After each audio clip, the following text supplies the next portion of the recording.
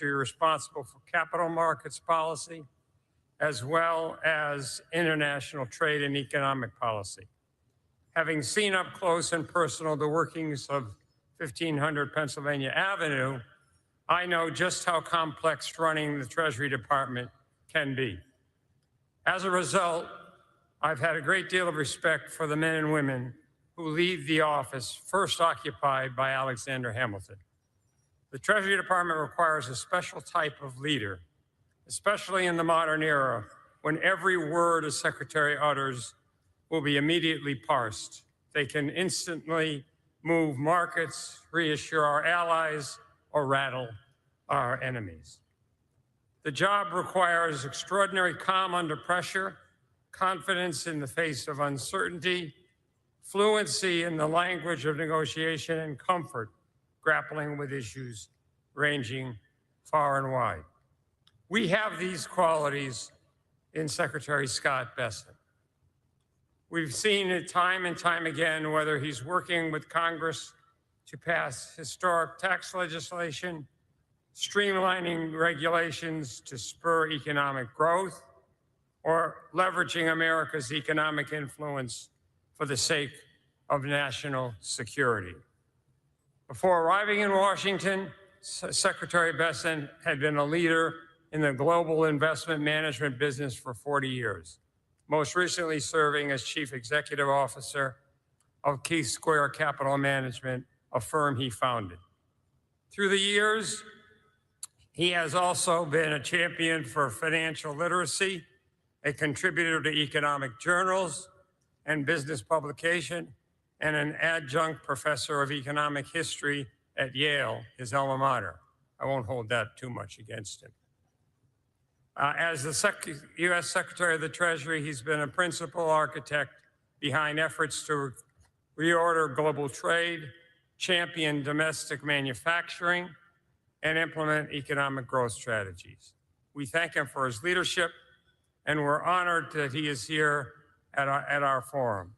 Please join me in welcoming the 79th U.S. Secretary of the Treasury, Scott Bessent.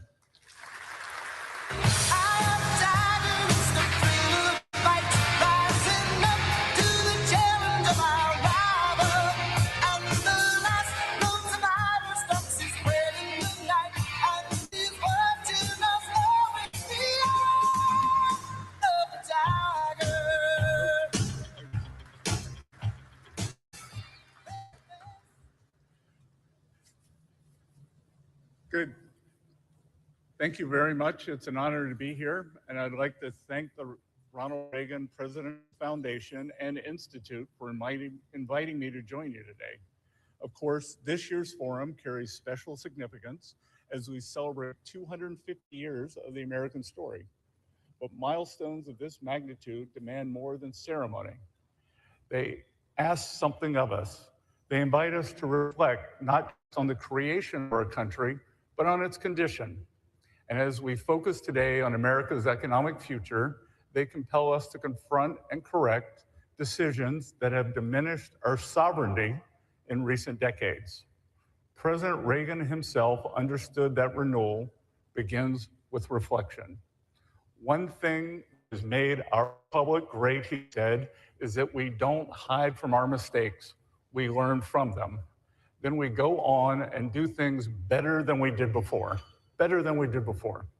That is the spirit in which I want to speak. हमसे लीजिए ना home loan. महारानी हमसे लीजिए। ऐसा लग रहा है कि हम होम लोन नहीं ले रहे, हमारा स्वयंवर चल रहा है। स्वयंवर नहीं, स्वयं घर महाराज। बेसिक होम लोन्स का स्वयं घर। We mistook comfort for strength. We substituted efficiency for resilience and consumption as a measure of prosperity. We told ourselves that so long as goods were cheaper overseas, it did not matter whether factories went dark in Michigan, Ohio, or Pennsylvania. We assumed that supply chains would always function smoothly and adversaries would always behave responsibly, and the invisible hand would correct vulnerabilities that too few in public life had the courage to confront. And while we reassured ourselves with those assumptions risk accumulated all around us. Somewhere along the way, we lost sight of a foundational principle that previous generations understood instinctively. Economic security is national security. For a nation that cannot manufacture, mine, ship, or refine its needs gradually, cedes its strength and sovereignty to others. That is a dangerous dependency for any country. It is an unacceptable one for the United States of America. Now, nations rarely cede their security in a single moment.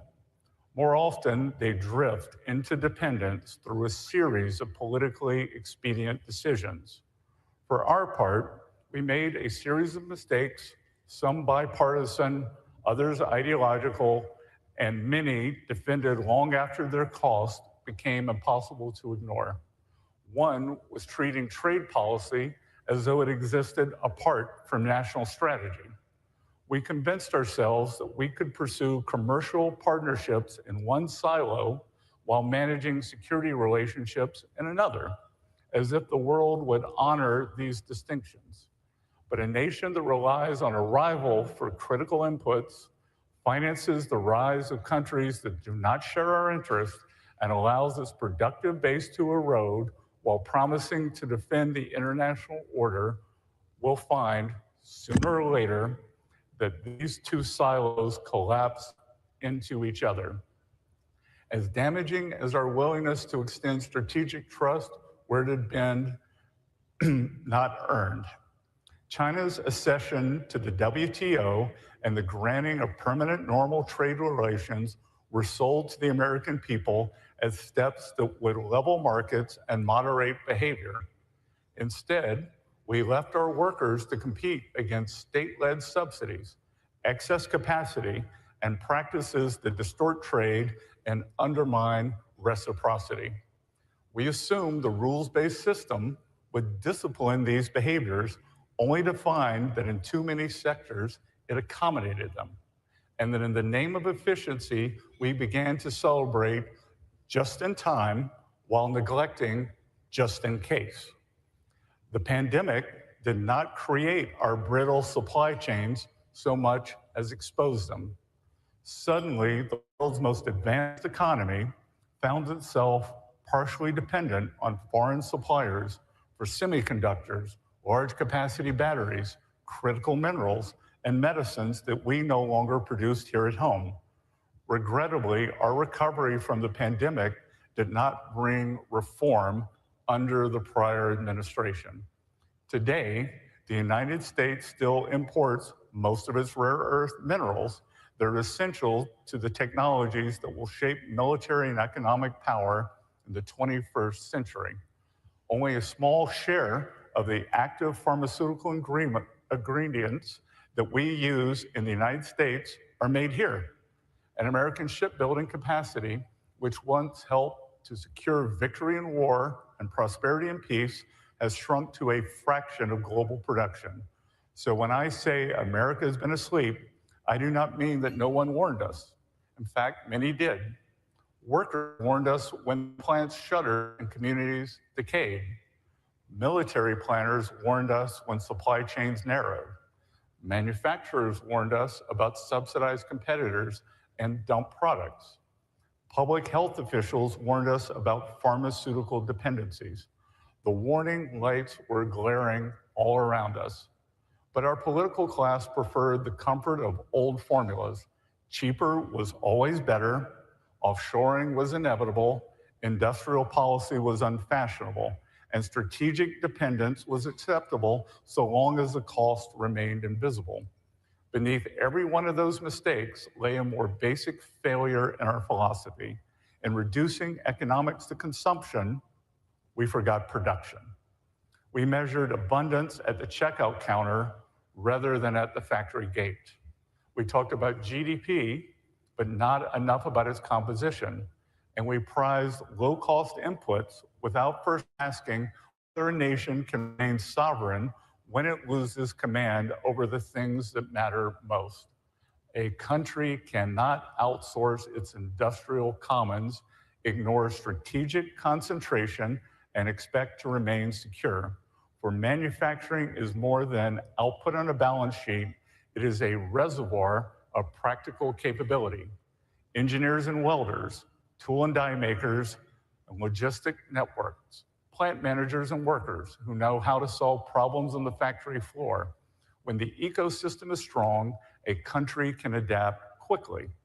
When it is hollowed out, adaptation becomes slower, more costly, and less certain. We saw this during COVID and the scramble for ventilators, masks, and other medical equipment.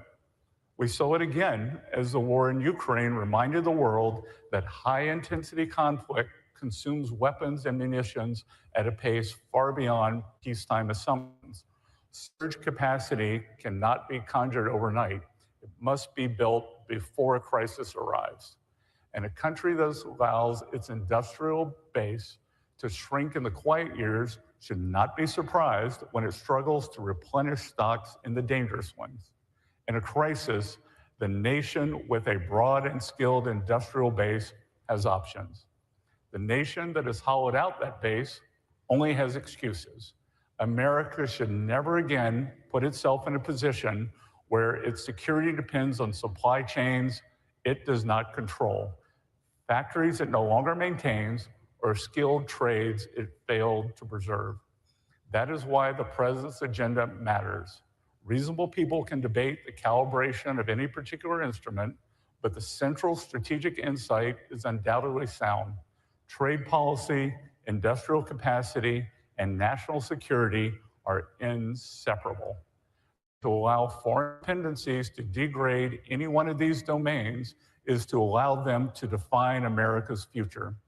So on his first day back in office, President Trump issued the America First Trade Policy Memorandum, a sweeping directive to Treasury, Commerce, Homeland Security, USTR, and other agencies to stop treating trade as a technocratic afterthought instead of an instrument of national strategy.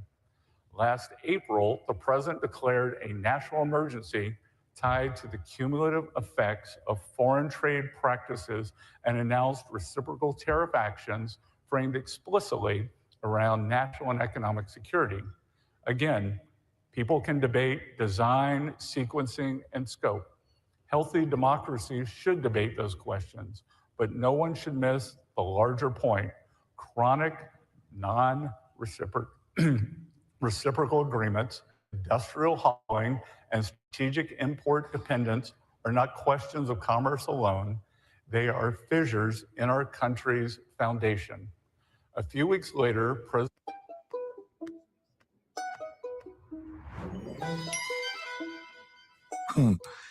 Fellow metalhead. Very funny, bro. देख, वो भी हंस रहा है. Mr. Racer, if you're here, then who's handling the valet? Racing is the real thing, bro. Unlike you, who headbangs even at a ghazal mehfil.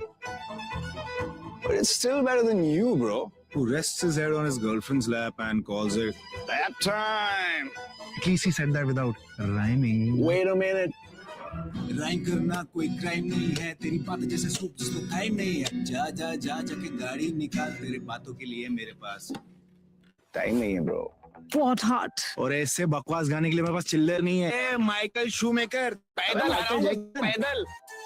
There's a watch for every fixation. Fast track. Never same, never sane. Pharmaceuticals, President Trump signed an executive order to fill the strategic active pharmaceutical ingredients reserve so that America is never again caught flat-footed when access to critical drug components is at risk.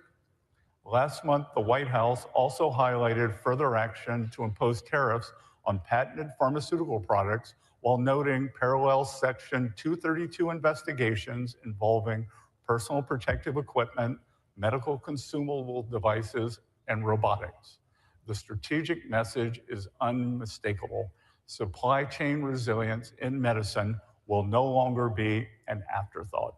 This broader reorientation is also visible in the administration's trade agenda for 2026 as we work to secure reciprocity, strengthen domestic production, and align America's external economic relationships with our core national interests. Taken together, these efforts reflect the broader principle that President Trump has articulated clearly. Economic security is national security. But let me be direct about what that doctrine does not mean. It does not mean retreating from the world. On the contrary, it means engaging with it on a stronger, fairer, and more sustainable terms. It does not mean severing ties indiscriminately. It means distinguishing healthy interdependence from dangerous overdependence. It does not mean rejecting efficiency. It means refusing to worship efficiency when efficiency leaves our nation exposed. And it does not mean treating allies and adversaries alike. It means bringing our trading relationships and our security relationships back into alignment by building supply chains with trusted partners where appropriate, rebuilding capacity at home where necessary, and ensuring that the economic architecture supporting American power strengthens American security. Of course, America still holds enormous advantages, among them the world's deepest capital markets, extraordinary innovators, abundant energy potential, leading universities, and unmatched entrepreneurial culture, and workers who can outbuild and outcompete anyone so long as the playing field is fair. All we needed was a government willing to declare that as decline is the choice, renewal can be one too. So yes, while America slept, our vulnerabilities grew. While America slept, too many leaders accepted failed supply chains as the price of modern life. While America slept, we let industrial policy erode and Main Street decay. We tolerated unfairness in the name of stability, conflated market access with strategic success. But America has awakened. We are alert to the fact that a resilient economy is the foundation of a strong republic, that we can measure the health of our economy not merely by what it produces, but whom it lifts, that secure supply chains matter as much as stock indices, that productive capacity is power, that trade policy, industrial policy, and national security policy must all fit together, or they will each fail separately. So let me end where I began, with President Reagan's reminder to identify where we went wrong and to recover our faith in what can go right. If we learn from our mistakes, if we rebuild what we neglected, if we reward production as well as consumption, if we prize resilience alongside prosperity, as President Trump has been doing, then this country will not simply patch over our vulnerabilities. It will enter a new season of national strength with a more robust Main Street and industrial base than ever before. Safer supply chains, more secure medicines, more reliable access to critical minerals, a revived maritime capacity, a financial system aligned with a national purpose, and trading partnerships that reinforce rather than undermine our security relationships. Indeed, the strength of this republic lies in not denying that the old consensus failed. Instead, we must restore resilience where complacency took hold, rebuild capacity where dependence took root, and above all, recover the confidence to believe a nation that knows how to build, invent, produce, and lead is never destined for decline. While America slept, our vulnerabilities grew. But under President Trump's leadership, we are alert to the risk we can no longer ignore and attuned to the responsibility we can no longer defer. Under President Trump, we have awoken to morning again in America, and our best days, I believe, still lie ahead. Thank you all. I look forward to exploring these themes in further conversation with Larry. Thank you.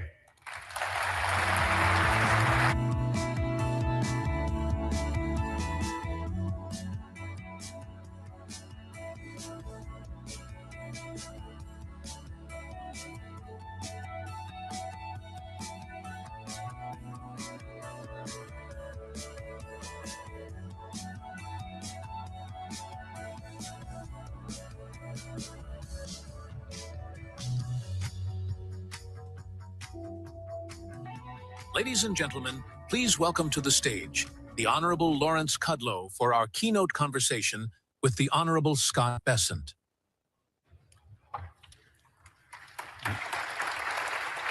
Thank you.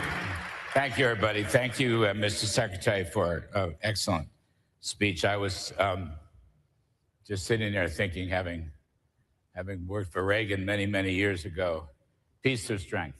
Peace through strength. Peace through strength. It hasn't changed. It hasn't changed between those two bookends.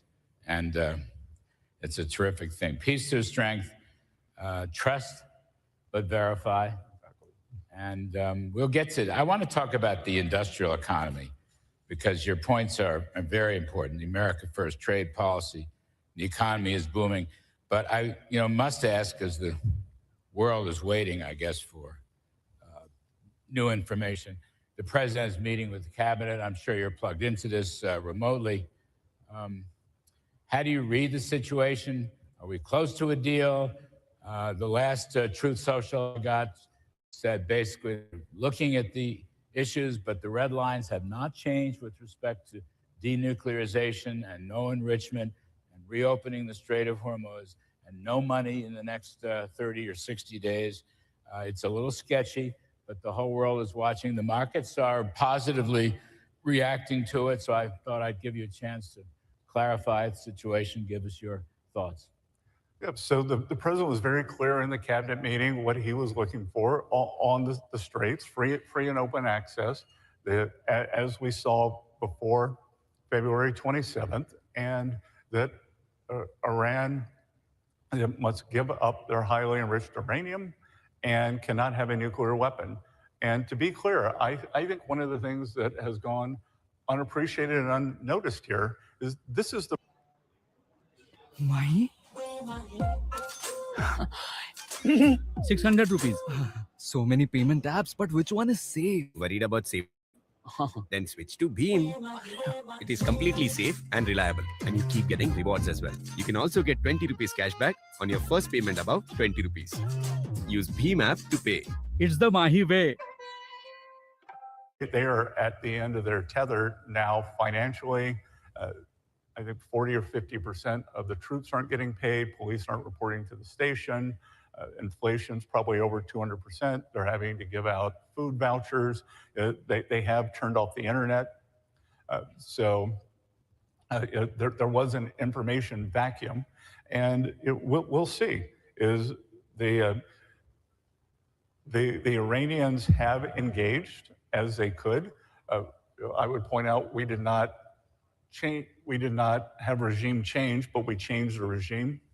The first level leaders decapitated, the second level decapitated, so we're dealing with the third level, and it's very tough. On one side, we have a theocracy with the clerics. On the other side, we have a thugocracy with the IRGC, and you've got to convince both sides. I think kudos to you. You're probably the most significant, most powerful, most successful wartime Treasury Secretary, certainly since World War II. You've closed them down. They are our enemies. In fact, Roger Zakheim reminds me, Reagan Institute did a poll, 80% of Americans believe Iran is an enemy of the United States. Now, we're the other 20%. I don't know who the other 20 are. They're all in New York and Connecticut. I'll leave that aside. But what you have done with the economic fury, you basically turned their water off. Maybe you want to say, how long can they go? They're not meeting payrolls. They're not meeting retirement. They're not showing up for work. You've closed down their offshore bank accounts. You've closed down their oil operations. You basically closed the whole place down. It's kind of all over, but the shouting, it seems to me. Well, Treasury, we're doing the financial blockade, and the U.S. Navy, who, you want to talk about a group that hasn't been this active since World War II, it's the Navy. Yes. They've done an incredible job. And when I talked to General Kane and the Secretary Hegseth, they said, like, these young people aren't afraid.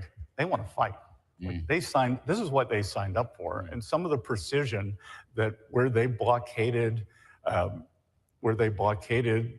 Iranian ports with virtually or perhaps zero intrusions have been amazing. Kharg Island, which is the Iranian oil export facility, is shut down. You basically turned that off. The blockade did that. We think they have the lowest amount of oil on the water. Their only client is China. And I would point out that the Iranians made a very big strategic mistake because everyone said, oh, well, the Iranians attacked the GCC and the infrastructure, and that really makes them invulnerable. That on my side of my duties, they made my job so much easier because before, many of our great GCC Gulf allies were a little less than transparent about their banking systems. That, oh, no, we don't have any Iranian oil. And 2,200 the shells and missiles and drones here, 500 or 600 there. All of a sudden, it's, oh, here, they have at it. So we've frozen Iranian bank accounts. After they started getting bombed by Iran. Yes, but it was a big strategic mistake failure on the financial side. And you jumped right in. And we jumped right in. And they've been very good partners. I believe that we have seized about $1 billion of their crypto. And just outright seized it. Just outright grabbed the wallets. Some of them may be like typing in right now and realize they might not have realized that their wallet had been grabbed. And we are working with our allies all over Europe to grab villas and houses and properties. And this is money that's stolen from the Iranian people. But you've frozen the offshore accounts. I mean, people may not understand that the Revolutionary Guard, they own so many of the businesses. They've been stealing money from the Iranian people for decades and decades and decades. They're all living high off the hog. Retirement accounts and condominiums, God knows where. We think they were stealing $400 or $500 million a month, divided between 80 leaders. Now, that can't last. I mean, they're in a heap of financial trouble. And that is your doing. That is your doing, sir. Well, it's like Woody Allen said when he talked about the mafia. It's a good margin when you consider they don't pay for paperclips. Okay, I got it. All right. Well, anyway, congratulations on all that. Second point I wanted to raise, and you talked at some length about it in your prepared remarks, that the economy, the industrial economy, is booming. Despite gasoline prices and energy prices and the temporary effects of the war. Just some numbers. I mean, with $4.50 gasoline, which I might add is coming down, you're still growing. I mean, nearly 3% consumer growth from the latest numbers year on year. But the most extraordinary thing, and I think this is to your point about the trade reciprocity and the America First and being prepared, non-defense capital goods, business investment is growing over the past 3 months alone at nearly 19% at an annual rate. We haven't seen numbers like that. 10.5% year on year. So that's quite remarkable. Shipments growing at 12.5%. Profits rising 17%. Productivity almost 3%. Unit labor costs, which is the most basic, in a sense, inflation measure for the entire economy. Unit labor costs last 4 quarters, 1.2%. That's why I can't get too excited about a temporary gasoline bump. I mean, in effect, the trade deficit is narrowing. These one big, beautiful bill and other policies have been succeeding. It's been fantastic. And much of it is what you all did in Trump, the 1.0 Tax Cuts and Jobs Act. But through, I see Jason Smith here, that he was working a year in advance to get the one big, beautiful bill. That did not spring up. I see French Hill, Jody Arrington, they were all incredible in getting this across the line. I remember I went to Mike Johnson and said, Mike, when do you think you can get this out of the House? And he said, I said, and as one bill. And Larry, I want to give a shout out to you because Dr. Kudlow here said, you must have it as one bill. You cannot bifurcate this, because if people start picking and choosing, then it's the end. So Larry insisted on one bill. Mike, Speaker Johnson, if we want one bill, how do we do it? Or when can we do it? And he said, I think I could have this out by Memorial Day. I said, hold please. I called up Newt Gingrich and I said, could this ever happen? And he said, it's ambitious. Okay, Mike, let's do it. And then as soon as he did that, they called Leader Thune and said, Speaker Johnson says it's going to come out of the House by Memorial Day. You think we could have a July 4th signing? And, okay. And everybody got it done. But I think it just speaks to the power of what we've done. We're never going to have to talk about a tax cut again, because these are permanent. And I just think the power of permanence and certainty. So tasty. So creamy.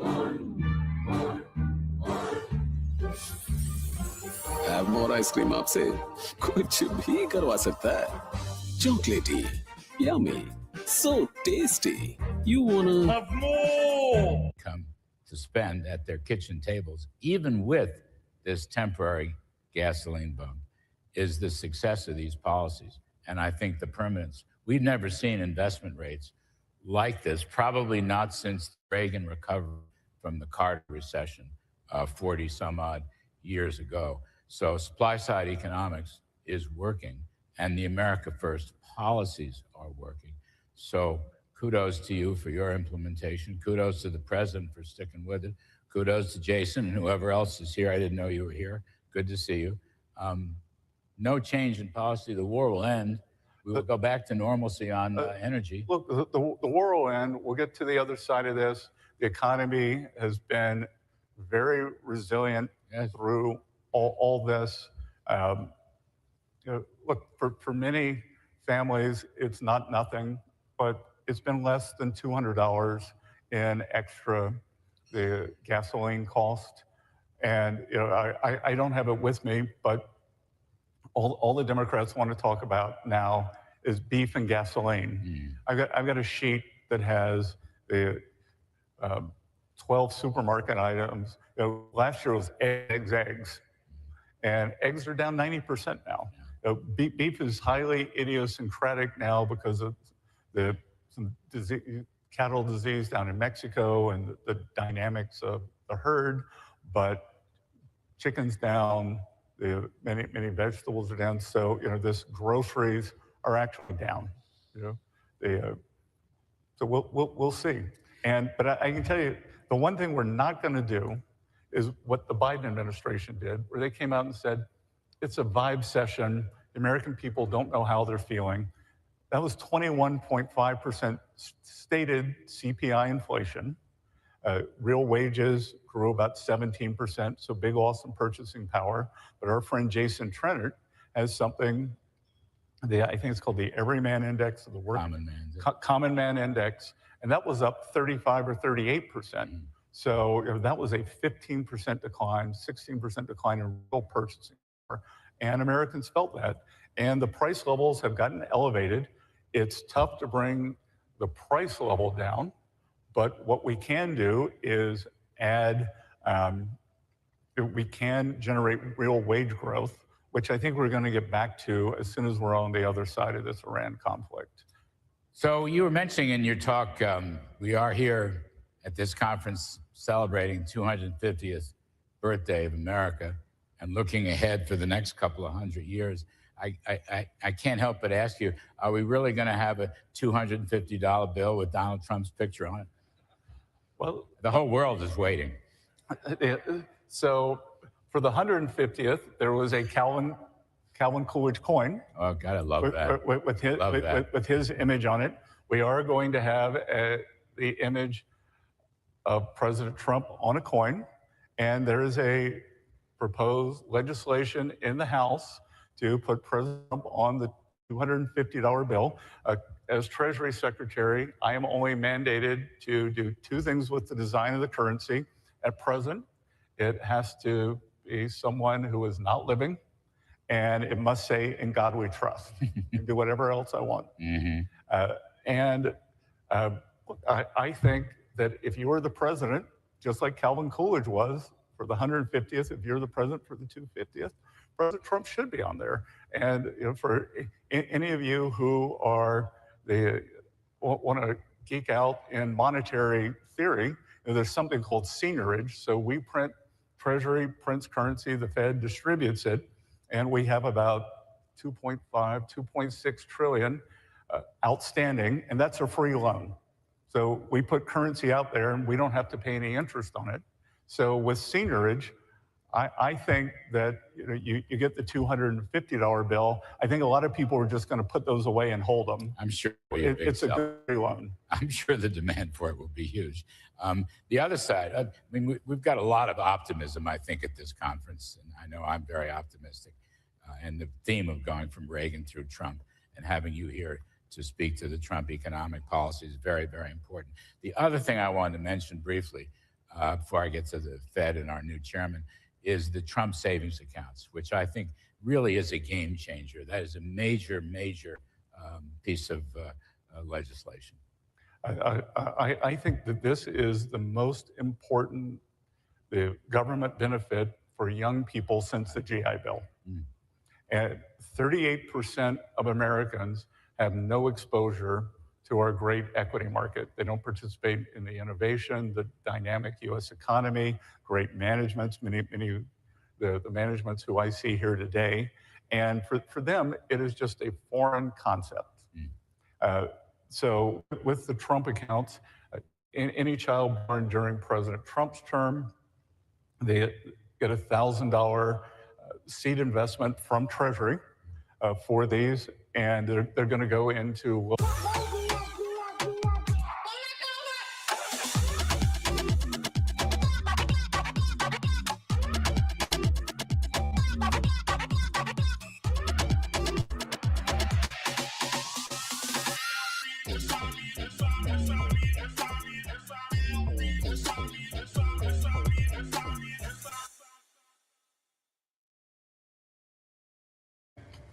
they roll it into a traditional retirement plan or take it out to start a business for education, down payment on a home.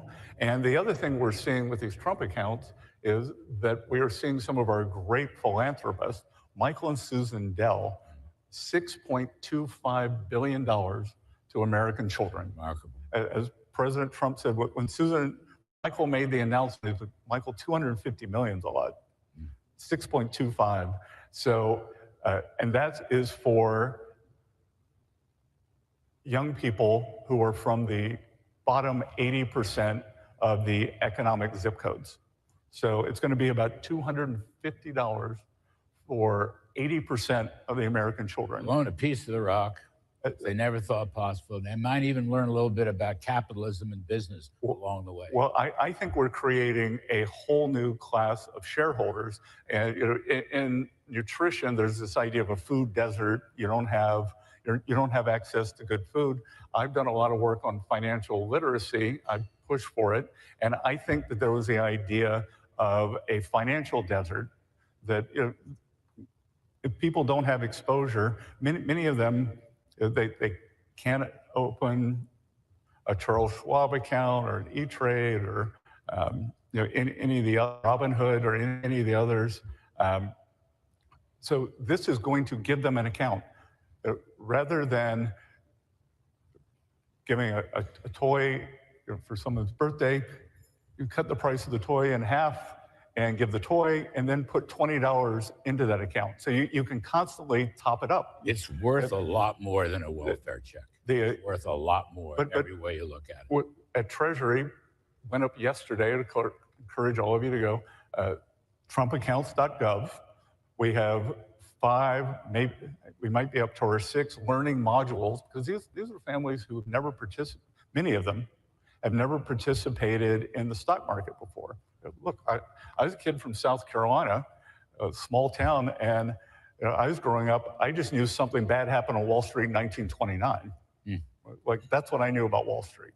And now, I think they're going to be able to see it on their phone. They'll sit around the dining room table. their families will add to it.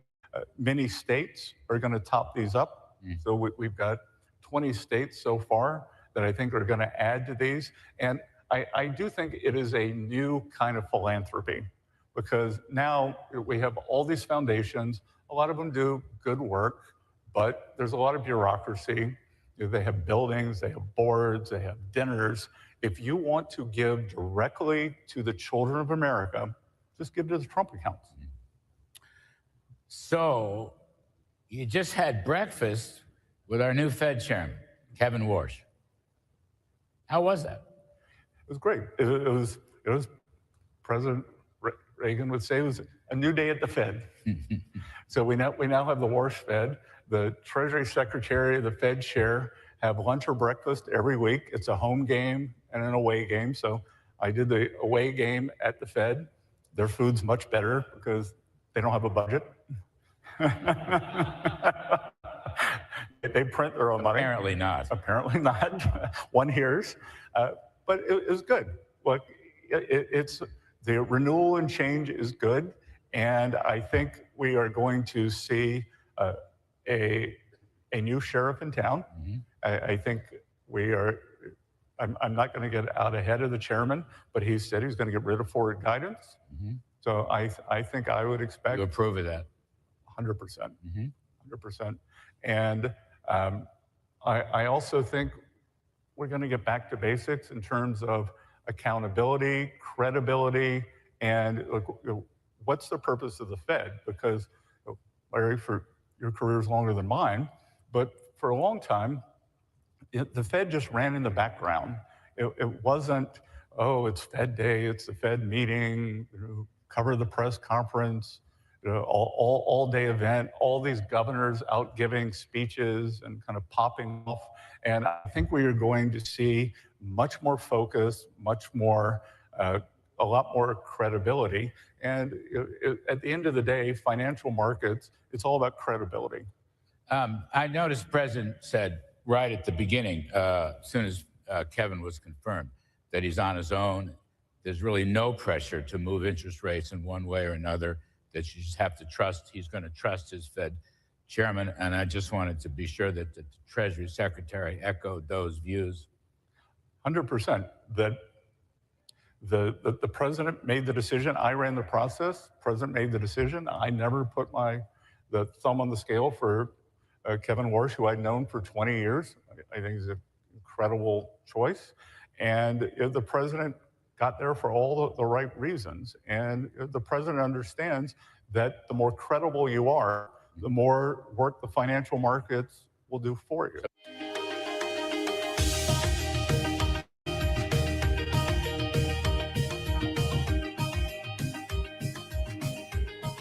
To the extent I had any success in my 35-year Wall Street career, it was usually doing the opposite of what was on the front page.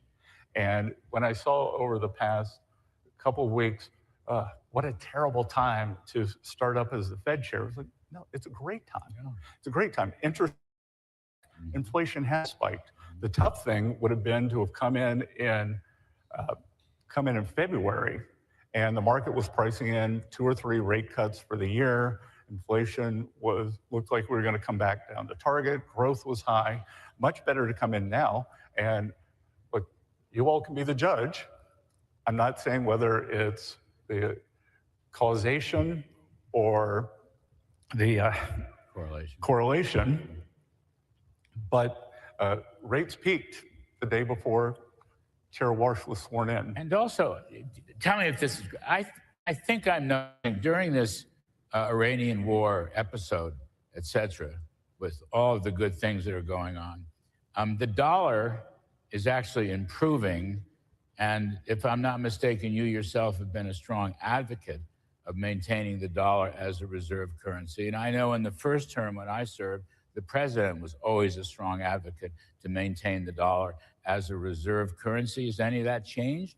Nothing's changed. And again, I was in the currency market for 35 years, and I think people have the wrong notion of what a strong dollar means. Strong dollar isn't the price on the screen every second, every minute, every day, every week. What a strong dollar means is that we are doing the right things to set our economy on a good course, that people will want to hold dollars, that they feel safe and secure, and that their money will get back to them, that they will have real returns. And I think we've done that, whether it's through trade policy, tax policy, or energy policy. The United States, President Trump, with his policies, has made the United States the best place, whether you want to be in the liquid markets or to come build your factory. You will have great certainty. You will have on tax, you will have great certainty on energy, and you will have great certainty on our workforce. So we appreciate all these remarks. The time is short. I've got a TV show to do. You're going to speak with my colleague and dear friend Maria in a little while. I don't think the president has made a decision. I was just looking on my phone. I could be wrong, but I don't think a decision has come out. I just wanted to ask you, there's in all likelihood no ruling out of further military operations, combat operations, kinetic operations, if the Iranians continue to misbehave. There's no ruling of that out, is there? Everything we have done since the ceasefire began has been defensive. And Admiral Cooper, General Kane, Secretary Hegseth have been very clear about that. And again, what's important to realize here is, just as in our government, we have hawks, doves, in between, they have people who want to keep up a quixotic fight, and then they have people who want to settle. So they are also hashing it out, but there are three scenarios. We have the deal. We don't have the deal, but we just maintain the blockade and we keep squeezing them. And I think every day that goes by, much worse for them. Or we go back to kinetic action. And President Trump, you know it, Larry, I know it. He likes to create the most leverage for himself. You're going to keep the blockade, financial and economic embargo going. We'll see. That it'll be anything that's taken off is taken off slowly. And there'll be milestones that the Iranian regime would have to meet. And I can tell you, we put more sanctions on yesterday. We sanctioned their two airlines. We've got some other financial targets. There's a lot more that we can do if we have to. And there's some things that we can take off to help the Iranian people.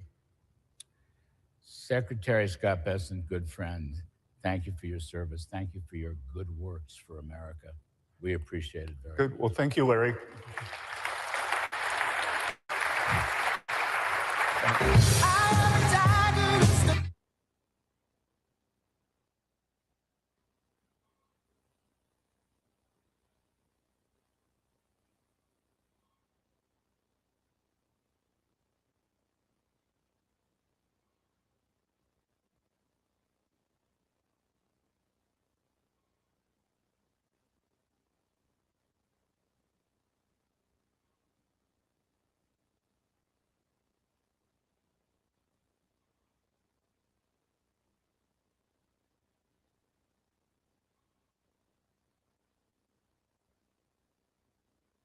ช้อปปี้66แจกโค้ดลด 35% 6 นาทีแรกก่อนเที่ยงคืนและเที่ยงวันช็อปพร้อมกันเที่ยงคืน